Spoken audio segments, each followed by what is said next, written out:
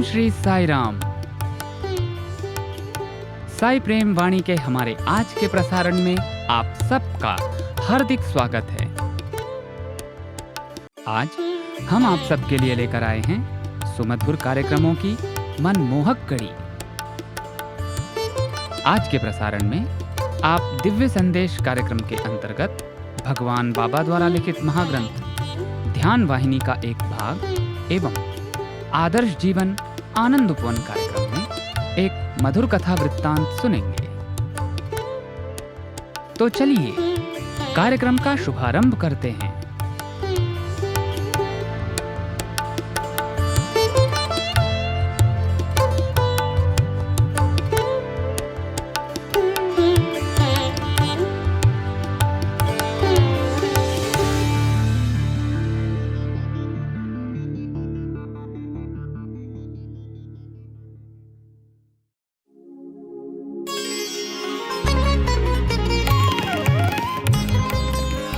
अब प्रस्तुत है दिव्य संदेश। इसके अंतर्गत भगवान बाबा द्वारा लिपिबद्ध किए गए महाग्रंथों में से एक ध्यान वाहिनी का एक भाग आज हम प्रस्तुत करने जा रहे हैं। भवसागर तार का दिव्य संदेश, साई संदेश, दिव्य संदेश, साई संदेश।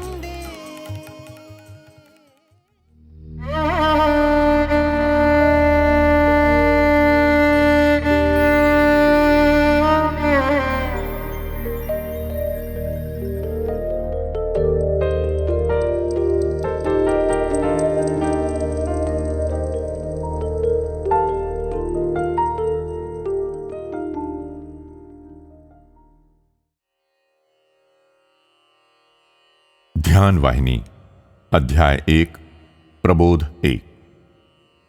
ध्यान का प्रभाव और उसका स्थान। मानव को जागने से सोने तक अर्थात जन्म से मृत्यु पर्यंत कुछ न कुछ कर्म करते ही रहना पड़ता है। बिना कर्म किए अर्थात कर्म रहित या निष्क्रिय वो रह ही नहीं सकता। कितना ही बड़ा या शक्तिशाली कोई व्यक्ति क्यों न हो, उसको उस कर्म बंधन से छुटकारा नहीं मिल सकता। कर्म तो उसको करना ही है। उसे यह ध्यान रखना चाहिए कि वो किस प्रकार के कर्म कर रहा है और इनमें से कौन कौन से कर्म उसे करने चाहिए। कर्म केवल 2 प्रकार के होते हैं, विषय कर्म या इंद्रियानुभूत कर्म, अर्थात जिसमें मनुष्य संसार के बंधन में फंसता है। दूसरा श्रेयो कर्म यानी वो कर्म जिनसे मुक्ति प्राप्त होती है। किंतु इस संसार में विषय कर्मों की संख्या वृद्धि पर है। परिणाम स्वरूप शोक व मानसिक विप्लव या हलचल की वृद्धि हो रही है। इन कर्मों के द्वारा सुख एवं शांति अत्यंत अल्प मात्रा में ही प्राप्त हो सकती है। इसके विपरीत श्रेयो कर्म उत्तरोत्तर आनंददायक और मंगलकारी है। केवल ये ही आत्मानंद के मार्ग में अग्रसर कराते हैं। भले ही किए जाने वाले कार्य बाह्य जगत से संबंधित हों, परंतु प्रवृत्ति तो सदैव अंतर्मुखी ही होती है। यही सच्चा मार्ग है, यही उचित मार्ग है। बाह्य विषयों से संबंधित समस्त कर्म विषय कर्म की श्रेणी में आते हैं। ये समस्त कर्म परिणाम पर दृष्टि रखकर ही किए जाते हैं। इस प्रकार के कर्म जब किए जाते हैं तो उनका फल भी अवश्य ही भुगतना पड़ता है। इसीलिए ममत्व, अहंकार, वासना, लोभ व कामिनी, कांचन आदि पिशाचों के चंगुल में पड़ जाते हैं। मानव जब इस पथ पर अग्रसर होता है तो वासना भी अधिकाधिक प्रज्वलित होती जाती है। जैसे यज्ञ कुंड में घृत डालने से अग्नि अत्यधिक प्रज्वलित होती है। इन विषयों को प्राथमिकता देना विष को प्राथमिकता देना है। जो मानव इन कर्मों में रत रहते हुए भी इनके परिणामों या फलों में अनासक्त रहता है, उनके फलों की इच्छा नहीं करता, वो ममत्व, अहंकार, वासना, लोभ, कांचन, कामिनी जैसे पिशाचों पर विजय प्राप्त करता है और इन दुर्गुणों से वो दूर हट जाता है। इसके परिणाम स्वरूप होने वाले कष्टों से छुटकारा पा जाता है। इसलिए श्रेयो कर्म पवित्र, निर्मल, निस्वार्थ और निश्चित या स्थिर कर्म है।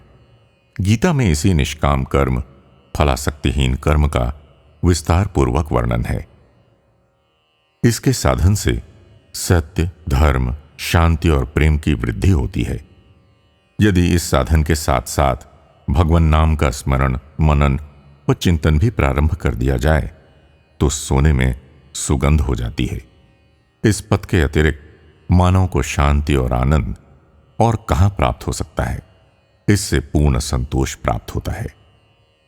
यदि प्रत्येक मानव इस पथ का अनुसरण करे तो परमात्मा स्वयं ही साधक को जो आवश्यक है और जो पाने के योग्य है, ऐसे शांतिप्रद अनुग्रह रूपी प्रसाद का ध्यान रखता है।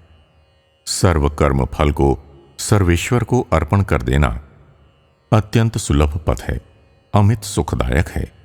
जहां असत्य कहना और धर्म के विरुद्ध आचरण करना बहुत कठिन होता है, वहीं सत्य कहना और धर्माचरण करना अत्यंत सरल होता है। जो तत्व जैसा है, जो वस्तु जैसी है, उसको उसी प्रकार बतला देना बहुत ही सुखप्रद है। उसमें सोचने विचारने की कोई आवश्यकता ही नहीं है। जो असत्य है, जो तथ्य के विपरीत है, उसको बतलाने के लिए मानव को योजना बनानी होती है। उसे सोचना विचारना पड़ता है, उसे संकोच होता है। ये सब मिलकर मानव को भय, भ्रांतिपूर्ण व अशांत वातावरण में खड़ा कर देते हैं और उसको अनेक प्रकार के दुस्थितियों को भोगना पड़ता है। इसलिए अशांतिदायक, कष्टप्रद विषय कर्मों के आसक्ति रखने की अपेक्षा नित्य, सत्य व परम पवित्र श्रेयो मार्ग का अनुसरण करना चाहिए, जिससे आत्मानंद लाभ होता है। इसके लिए सबसे सुलभ व उत्तम मार्ग ध्यान है। आजकल के नए फैशन के लोग तर्क करते हैं कि ये ध्यान क्यों किया जाए और किस प्रकार किया जाए, मगर इन व्यक्तियों को न उसकी पवित्रता का ज्ञान है और न उसमें उनकी रुचि है। तर्क और उपहास करना उनका स्वभाव है। इसीलिए इस प्रकार के व्यक्तियों को उचित प्रकार से शिक्षा देने का मेरा संकल्प है। अतः मैं बता रहा हूं। देखो, इस संसार का प्रत्येक व्यक्ति बहिर्जगत में एक प्रकार का आचरण करता है, व्यवहार करता है, और अंदर अंदर में दूसरे प्रकार से। इस दुर्बलता का ज्ञान सबको है, लेकिन साधारणतः लोग इसको व्यक्त नहीं करते और न इसे पाप या अधर्म के रूप में देखते ही हैं।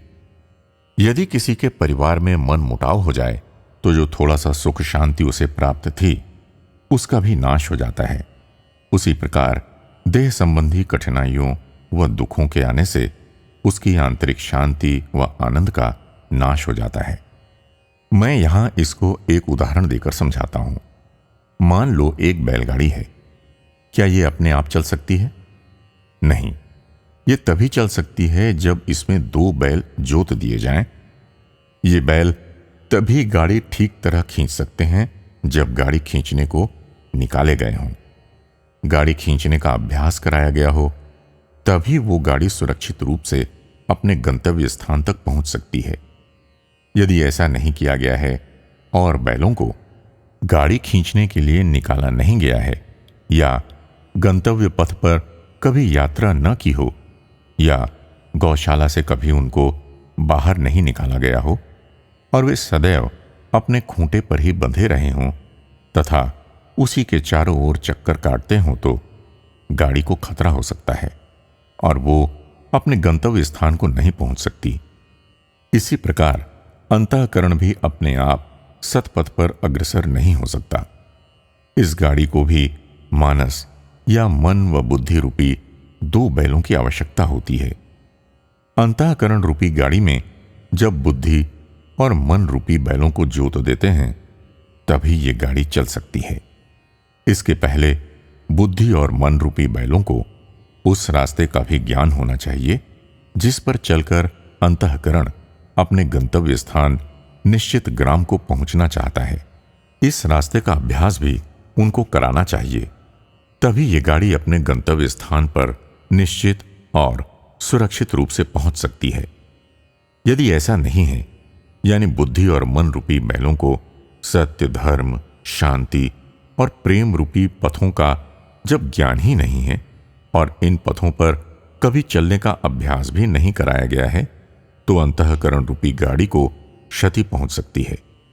यदि बरबस इस रास्ते पर चलाया भी जाए, वे पथ भ्रष्ट हो अशांति, अन्याय, क्रूरता, अनाचार व असत्य रूपी भयावह रास्तों पर चलने लगेंगे, क्योंकि इन्हीं रास्तों में चलने के अभ्यासी हैं। ऐसी अवस्था में गंतव्य स्थान पर गाड़ी कैसे पहुंच सकती है? इसलिए पहले बुद्धि व मन रूपी बैलों को इस गाड़ी के खींचने का तथा इस पथ पर चलने का अभ्यास कराना ही होगा। इसी अभ्यास का नाम जप व ध्यान है।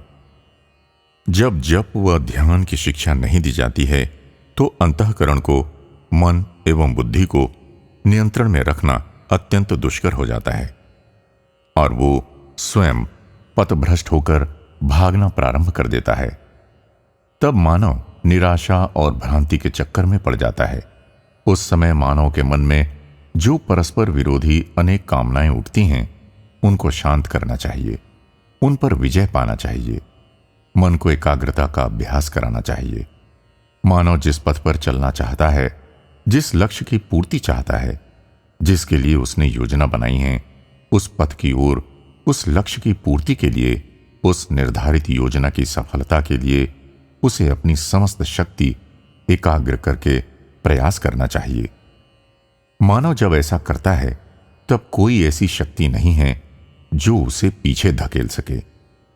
वो अपने गंतव्य स्थान पर निश्चित रूप से पहुंचता है, अपने लक्ष्य को प्राप्त करता है।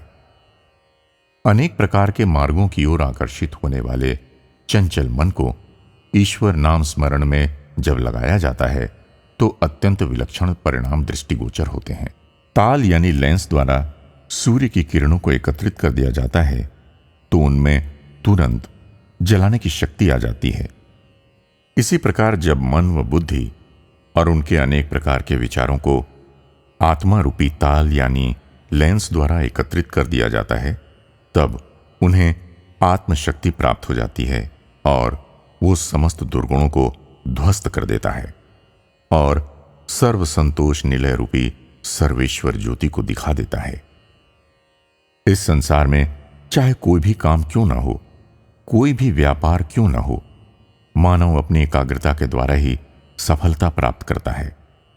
जब छोटे छोटे कार्यों की सफलता भी एकाग्रता पर निर्भर है, तो बड़े बड़े कार्यों में कितनी भी कठिन और दुरूह समस्या क्यों ना हो, निश्चल और लगातार प्रयत्न करने से अवश्य ही सुलझ जाती है।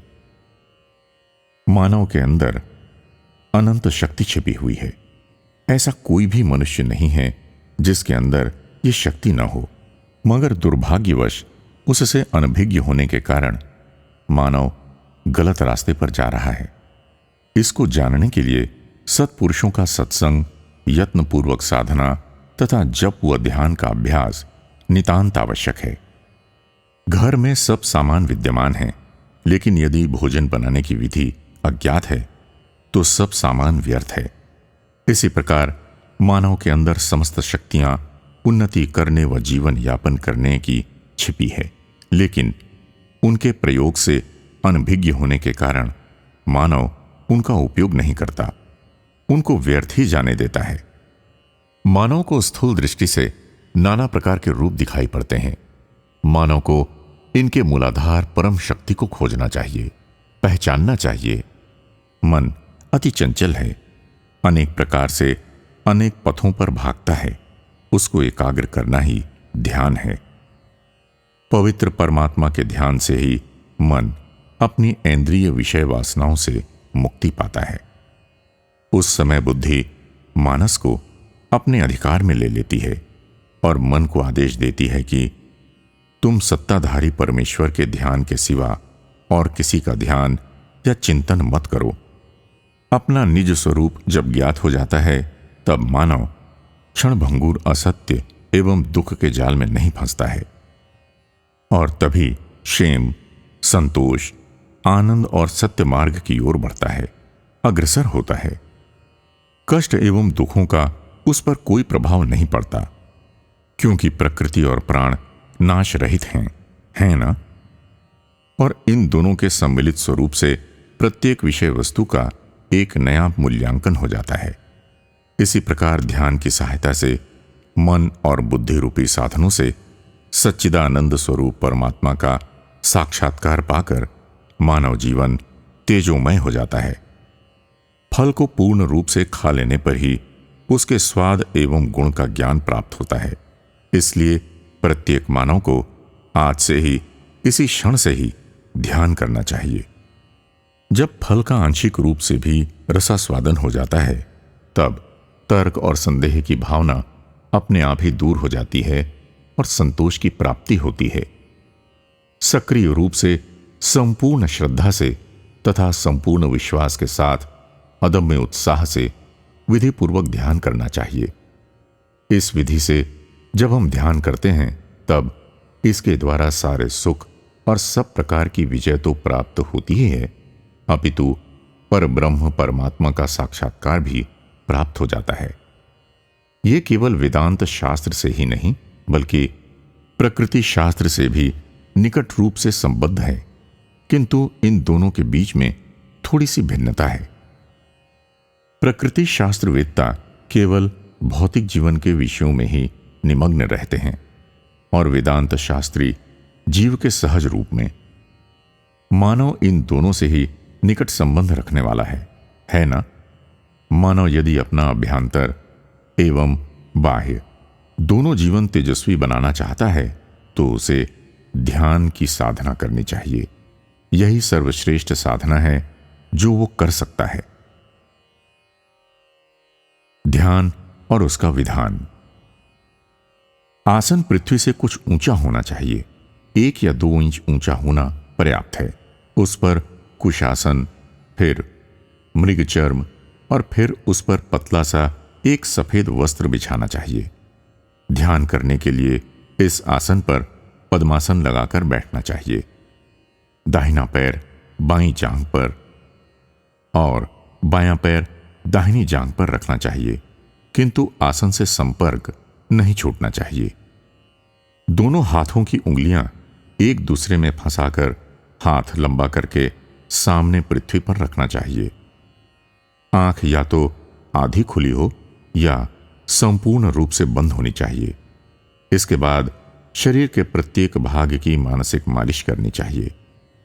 गर्दन, भुजा, छाती, पेट, उंगलियां, पीठ, जांघ, नीचे का भाग भी, पाद, स्नायु, सबकी मानसिक मालिश करके उनका शिथिलीकरण करना चाहिए। इसके पश्चात अपने इष्ट देवता के स्वरूप का ओंकार के साथ नाम जपना चाहिए और इष्ट देवता के स्वरूप का ओंकार के साथ ध्यान करना चाहिए।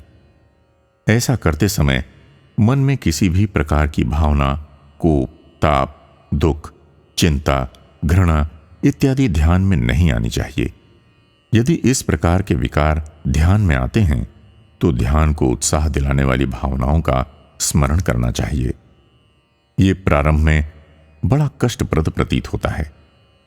प्रातः 4 बजे उठकर शांत वातावरण में इस साधना के करने का सर्वोत्तम समय है। प्रथम निद्रा को वश में करना चाहिए। अति निद्रा अच्छी नहीं है। इसको वश में करना अत्यंत आवश्यक है। नियमानुसार चलने के लिए, जिससे निर्धारित समय का अतिक्रमण न हो, 4 बजे के लिए अलार्म लगा देना चाहिए। अगर फिर भी उठना कठिन प्रतीत हो और निद्रा आ रही हो, तो शीतल जल से स्नान कर लेना चाहिए। शीतल जल से स्नान करना आवश्यक नहीं है। यदि निद्रा अधिक आ रही हो, तभी शीतल जल से स्नान कर सकते हैं। इस प्रकार से ध्यान मार्ग में अभ्यास करने से अति शीघ्र ईश्वर का अनुग्रह प्राप्त होता है।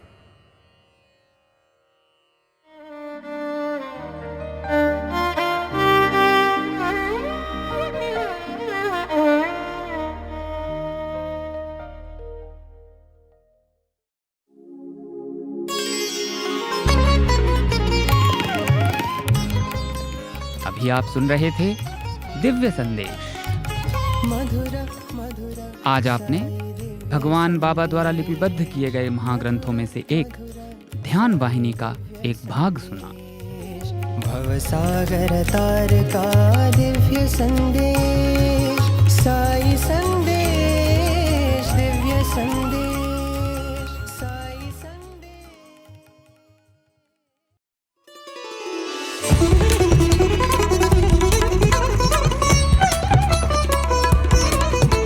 आप सुन रहे हैं रेडियो साई प्रशांति निलयम से हिंदी प्रसारण साई प्रेम वाणी।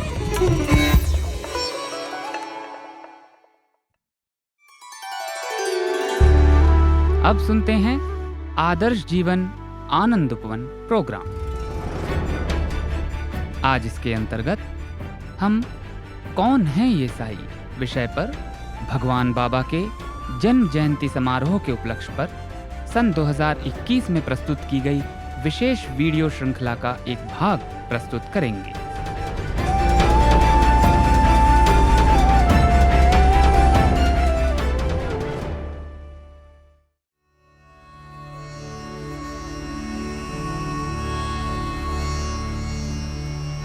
कौन है ये साई? उनके बारे में हम क्या जानते हैं? ऐसा क्या है उनके बारे में जो हम कभी नहीं जान सकते? वे क्यों आए थे अवतार लेकर? हम उन्हें कैसे ढूंढ सकते हैं? चलिए इन वास्तविक घटनाओं के माध्यम से इन सवालों के जवाब जानने की कोशिश करते हैं, डायरेक्ट दिल से।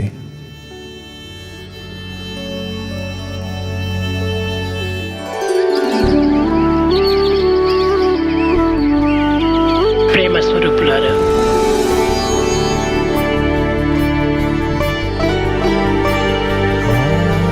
Start the day with love. Fill the day with love. Spend the day with love. End the day with love. This is the way to God. ప్రేమ స్వరూపులారా,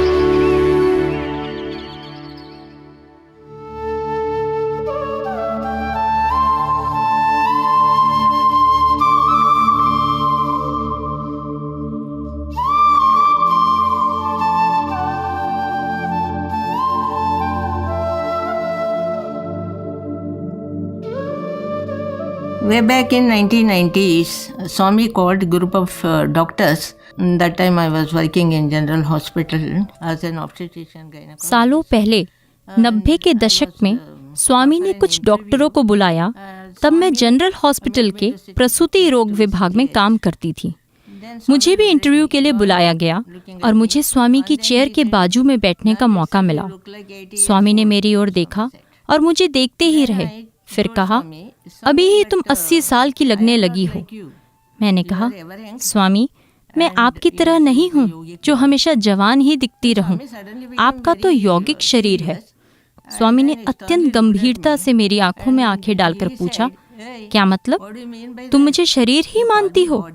फिर स्वामी बोले, सुनो ध्यान से, मैं शरीर नहीं हूँ, मैं मन नहीं हूँ, मैं चेतना नहीं हूँ, मैं अवचेतना नहीं हूँ, मैं तो आत्मा भी नहीं हूँ।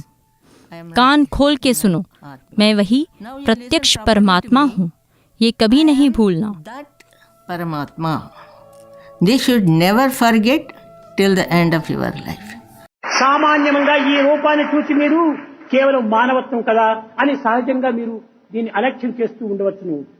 बिना जागरूकता के इस स्वरूप को देखने पर आपको लग सकता है कि ये मात्र हाड़ मांस का शरीर ही तो है, లేక ఒక విధమైనటువంటి యొక్క ప్రేమ భావంతో చూస్తూ పోవచ్చును. మానవత్వంగా మీరు విశ్వసించవచ్చు. या आप इसे प्रेम भाव से देखकर इसे मानव देह समझ सकते हैं। కాదు కాదు, నేను దేహం కాదు, నేను మనసు కాదు, నేను బుద్ధి కాదు, నేను చిత్తం కాదు, నేను అంతఃకరణం కాదు, ఏదీ కాదు నేను. नहीं नहीं, मैं ये शरीर नहीं हूँ, मैं मन नहीं हूँ, मैं बुद्धि नहीं हूँ, मैं स्मृति नहीं हूँ, मैं कोई अंग प्रत्यंग आदि भी नहीं हूँ। ఈ దేహమంతా కూడా కేవలం మీ నిమిత్తమై వచ్చినటువంటిదే. నీకు ఏమాత్రమూ నా సంగతి కించిత్తైనా ఇంకా తెలుసుకోలేదు. ये देह भी मात्र तुम्हारे लिए ही सृजित हुई है। तुम्हें मेरे बारे में रत्ती भर भी जानकारी नहीं है। నా తత్వం ఇట్టిది అట్టిదని ఎవరికీ అర్థం కాదు. నేను మగవారిలో మగవారిగా ఉంటాను. ये वो के पैमाने से मेरी वास्तविकता नहीं जान सकोगे। पुरुषों के बीच मैं पुरुष हूँ, ఆడవారిలో ఆడవారిగా ఉంటాను, పిల్లల్లో పిల్లలుగా ఉంటుంటాను, ఒంటరిగా ఉన్నప్పుడు బ్రహ్మగా ఉంటాను. ఇది నా యొక్క సత్యం. स्त्रियों के बीच मैं स्त्री हूँ, बच्चों के बीच में बच्चा, एकांत में मैं ब्रह्म हूँ। यही मेरी सच्चाई है।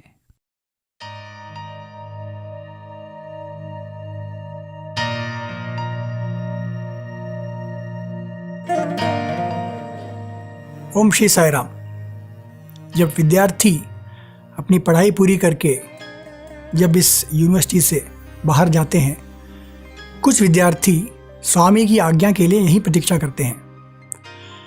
कभी कभी स्वामी अपनी आज्ञा देने के लिए 2 दिन देते हैं, कभी कभी 2 महीने तक लग जाते हैं, कभी कभी कुछ साल भी लग जाते हैं स्वामी से आज्ञा लेने के लिए। सो ये एक टेस्ट होता है हमारे लिए, ये एक परीक्षा का समय होता है उन विद्यार्थियों के लिए।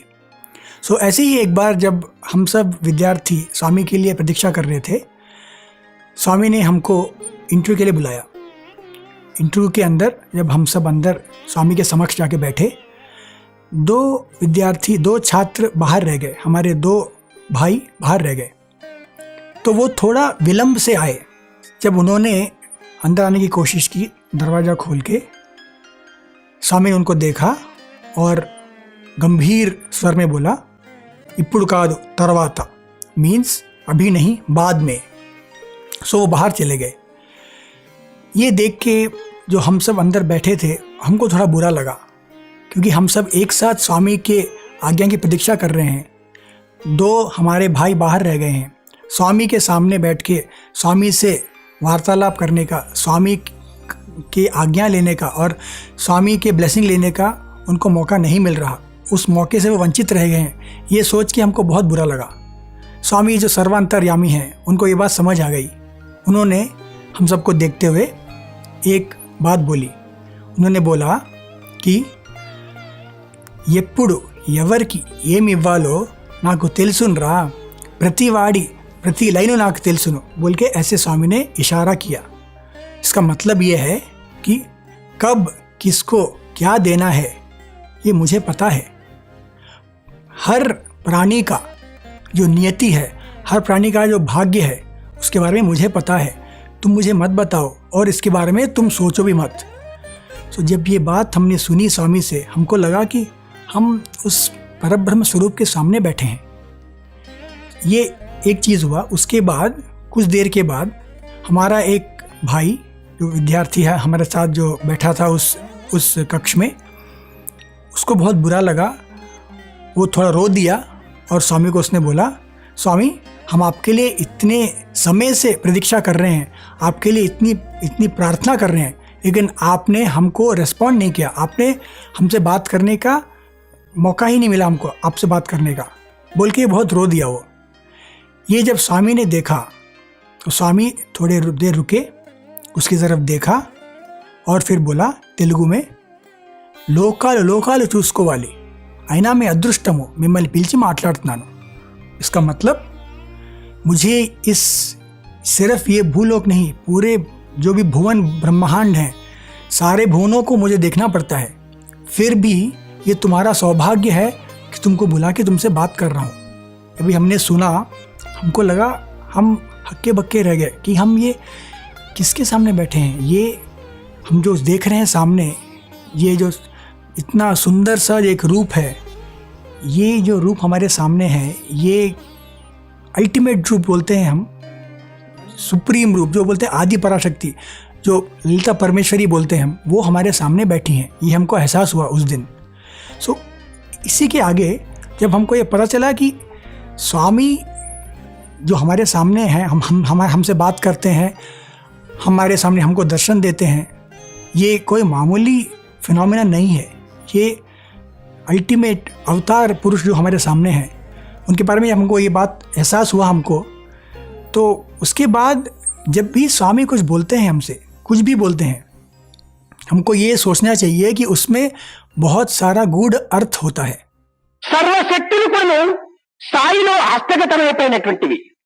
साई के नियंत्रण में सभी शक्तियां हैं, కానీ దురదృష్టవశాత్తు అనేక మంది విద్యావంతులు ఇంకా అనేక మంది ఇంకా ఉత్తమమైనటువంటి యొక్క స్థితిని అందుకున్నటువంటి వారు, అనేక మంది యోగులు, జ్ఞానులు, సత్పురుషులు అని చెప్పేటువంటి వారు, लेकिन दुर्भाग्य से कई ज्ञानी लोग, ऊंचे पदों पर बैठे हुए कई लोग, कुछ लोग जो स्वयं को महाज्ञानी, योगी और महान समझते हैं, పండితులు, మహత్తమ పండితులు, ఇంకా పండితులు, ఇంకా పండితులు, ఇంకా చేత్తాడు పొడవు పేర్లు పెట్టుకున్నటువంటి పండితులు కూడాను కేవలము పైన చూచేటువంటి యొక్క ఈ మెరికల్స్ మెరికల్స్ మెరికల్స్ అని దుష్టమైనటువంటి ఈ మెరికల్స్ పైనే వాళ్ళ దృష్టిని ఏకాగ్రత పరుస్తున్నారు, కానీ సత్యమైనటువంటి యొక్క హృదయాన్ని గుర్తించేటువంటి ప్రాప్తులు వాళ్ళలో లేవు.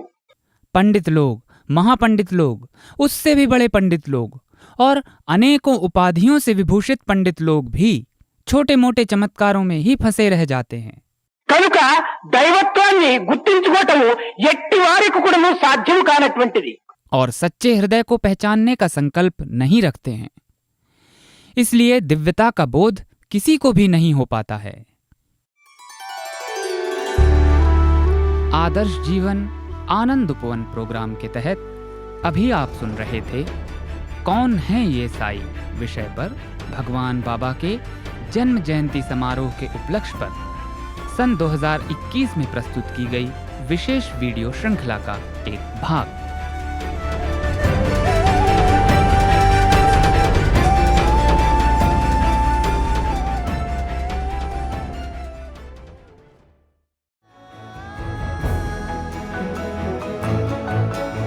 प्रिय श्रोताओं, अब समय है हमारे साईं प्रेमवाणी के इस प्रसारण को विराम देने का. हमें आशा है हमारा आज का कार्यक्रम आपको पसंद आया होगा. अपने सुझावों को हम तक जरूर भेजें. हमारा व्हाट्सएप नंबर है 9393258258 93 258 258.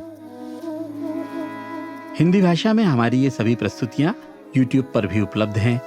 इन्हें वहां देखने या सुनने के लिए हमारे YouTube चैनल को सब्सक्राइब करें और कमेंट बॉक्स में अपने सुझाव देना न भूलें.